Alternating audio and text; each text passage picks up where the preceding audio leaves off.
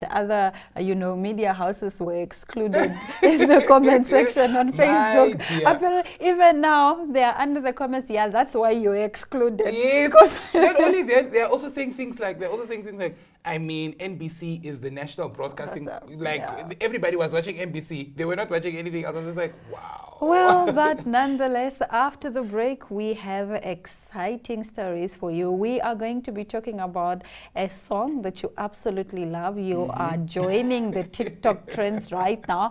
And yesterday I spoke about, the Oscars, but today I have like an update to the Oscar drama. People are kissing each other on the red carpet. You will not believe what went down at the Oscars red carpet. Stick around and find out more.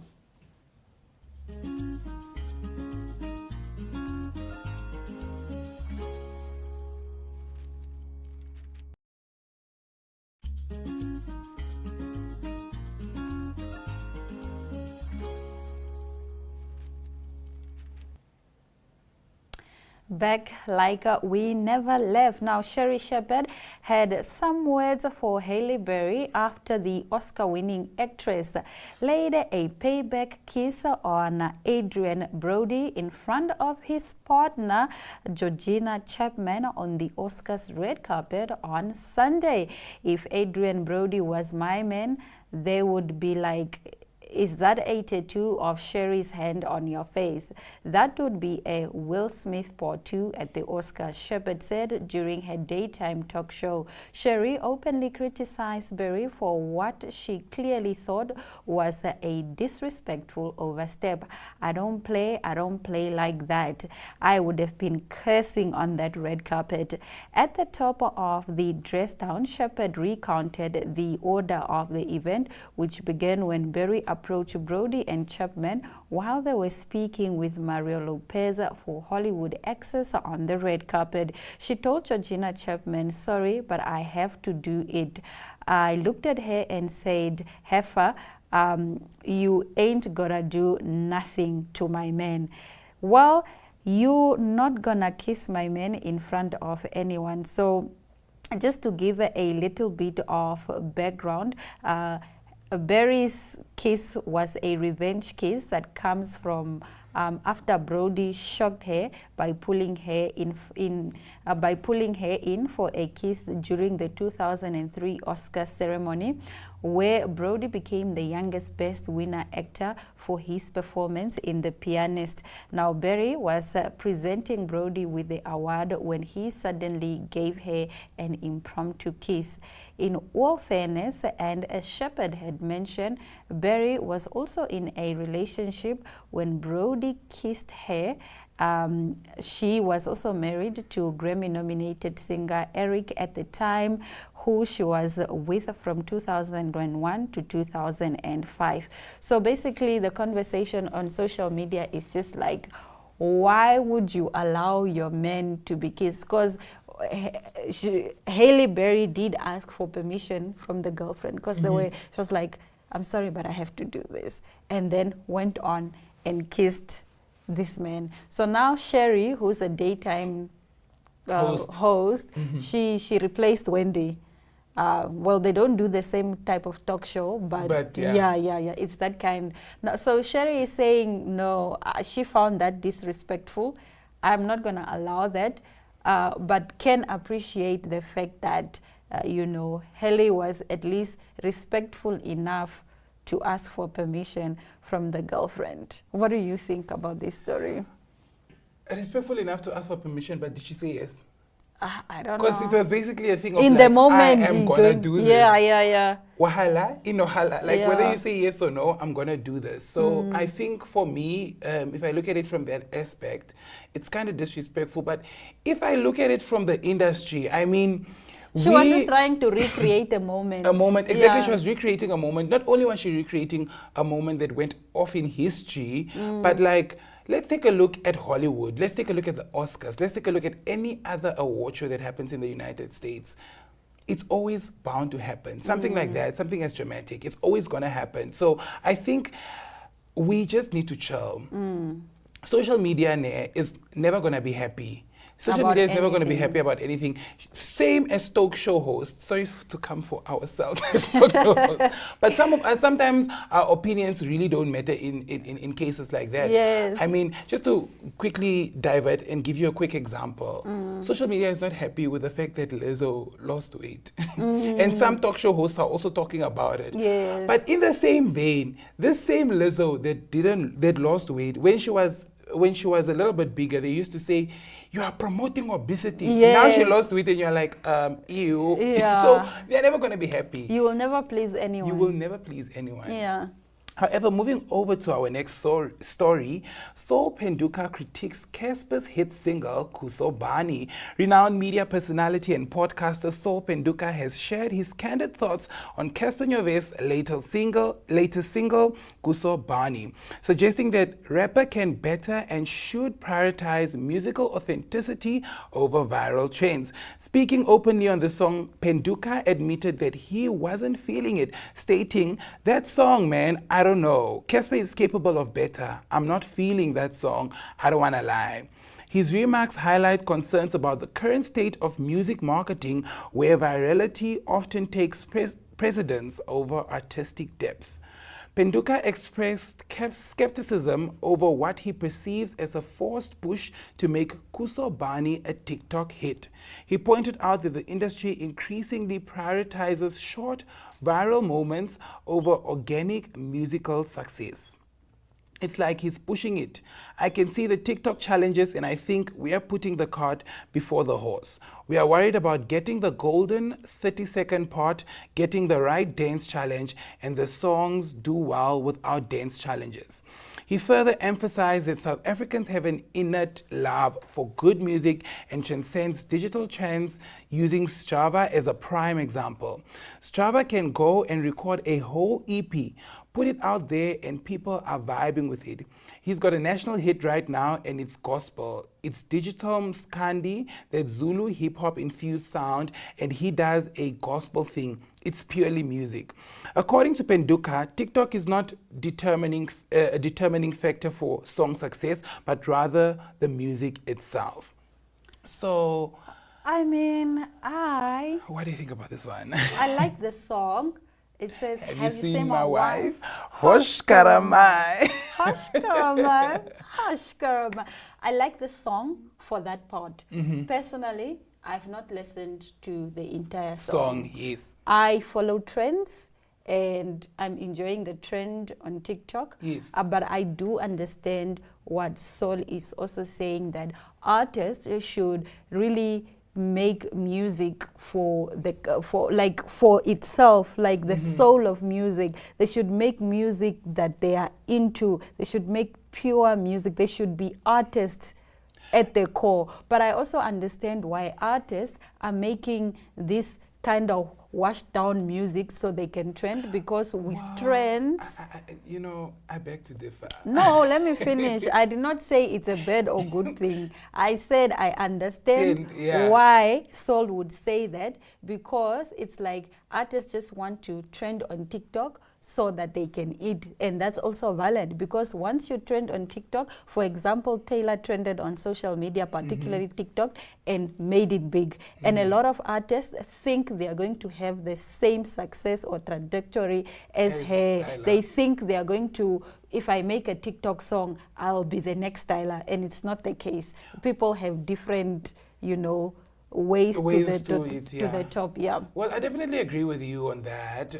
Everybody's trying to be the next Tyler. Everybody's trying to get on the next flight. Everybody's trying to make it to Hollywood. However, I feel as an artist, when you make music, you usually make music that people love. Like what Saul is saying, especially because South African is full of avid music lovers. However, if I know that I can create trends on TikTok like this, and I can be the biggest trendsetter, I'm going to go for it. Yeah. Why? Because not only is it going to make my pockets full, but it's going to give me a name at the end of the day. Exactly. So I am Team Casper on this one. Saul and McG must just rest. On that note, there will be no rest for me and you because I am still bringing you more content. Yesterday, I did mention that March is Women's History Month, and now I bring you an exciting interview where Glenora chats to another woman who is doing fantastic things in the world of fashion.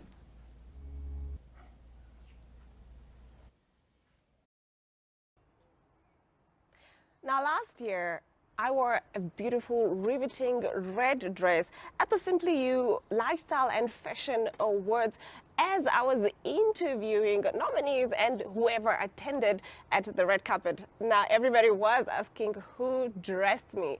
I am sitting here with the wonderful Naha, who dressed me in that beautiful dress. You gave me everything for that day. Good morning and welcome to Smell the Coffee. But I would just like you to introduce yourself to the viewers so they know who we are talking about when we talk about Naha, the woman behind the UNEL brand, the woman that I've grown to love in terms of just your designs. I don't want to get carried away because we have such a wonderful relationship. Yeah, just tell the viewers who you are. Okay. Thank you. Thank you for this opportunity. It was lovely dressing you. And yeah, what inspired me in fashion is that because of my mom. My mom's always been a fashion lady. And I thought of like, let me just be a fashion designer. Yeah. I love that. I love that. Getting right into, the nitty-gritties. I know that you were also a model. You started out modeling, or did you start out just designing, or it was a combination of you modeled and then you also designed? What was your journey like? Okay. I started as a designer, but not for fashion. It was more like theater costumes. We used to make costumes for performing artists and so on in school. And then later on,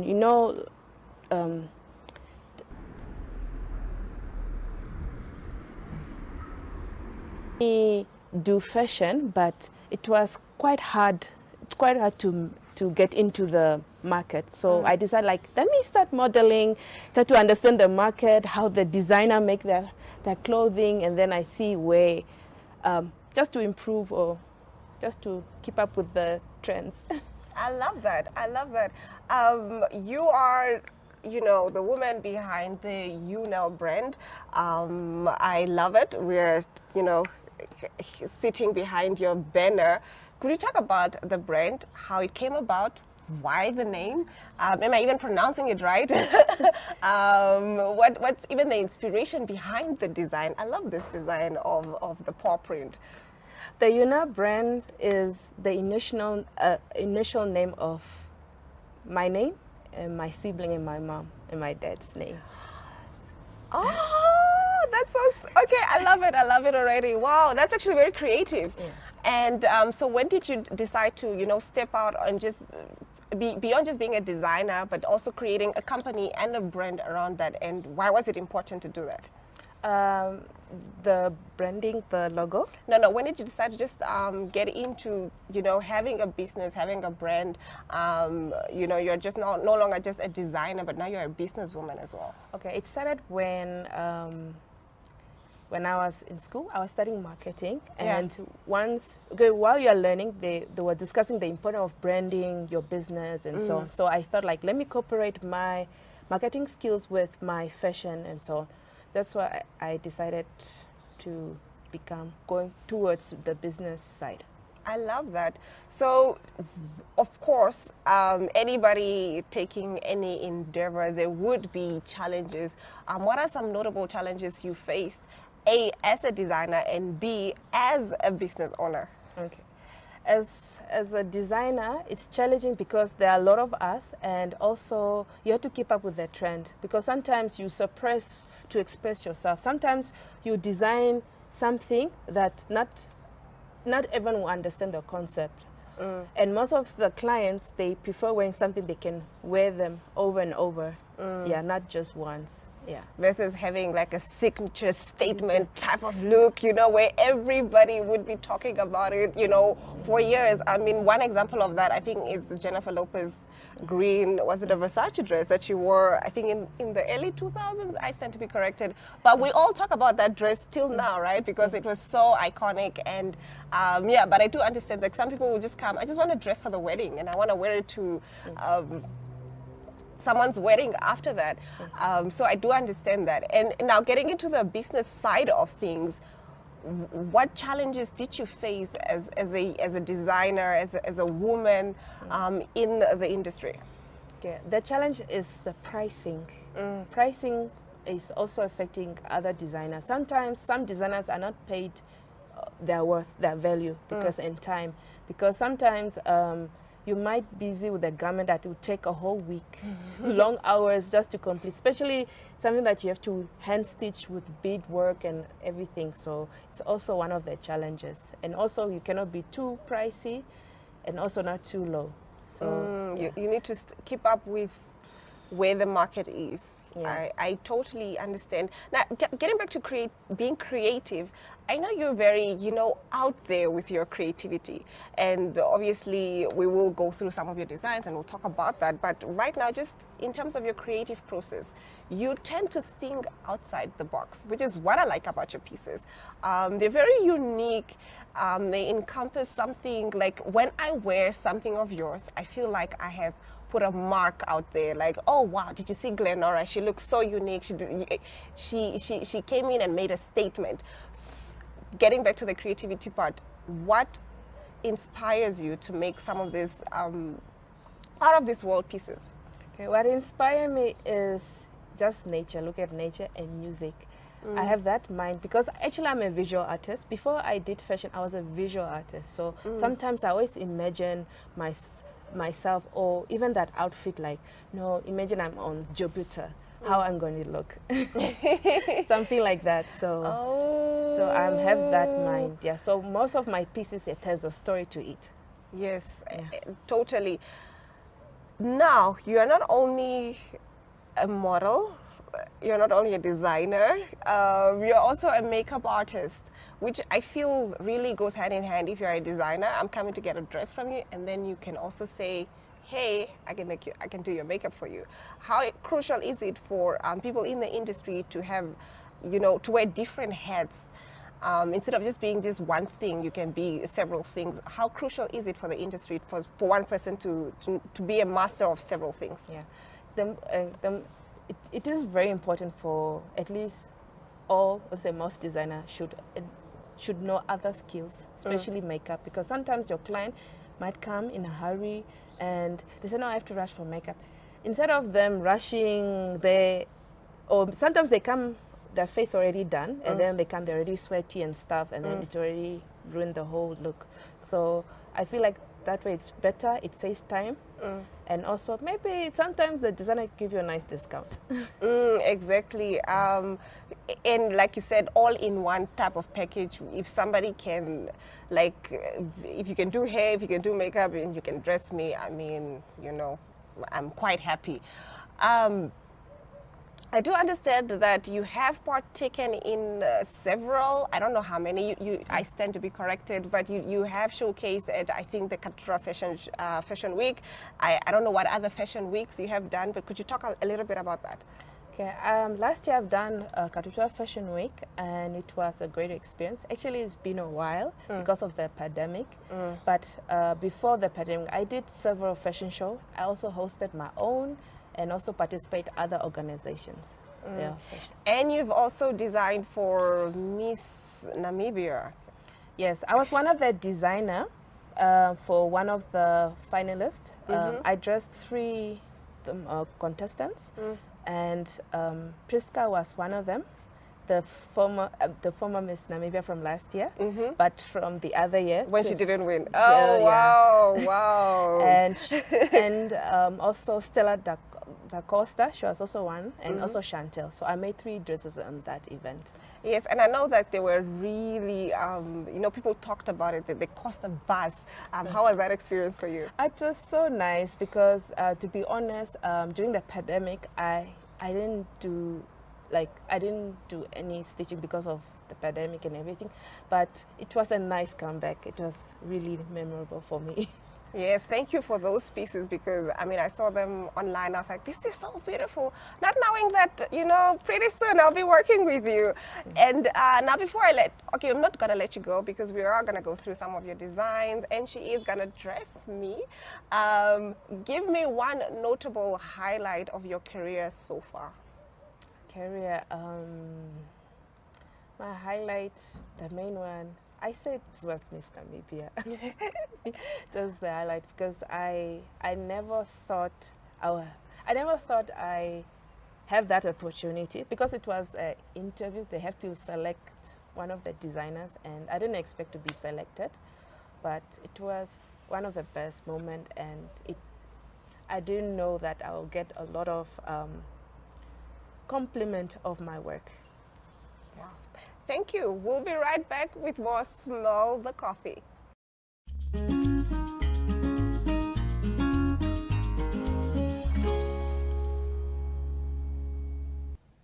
They say all good things must come to an end. This has been our show. Tomorrow, same time, same place. It's a date.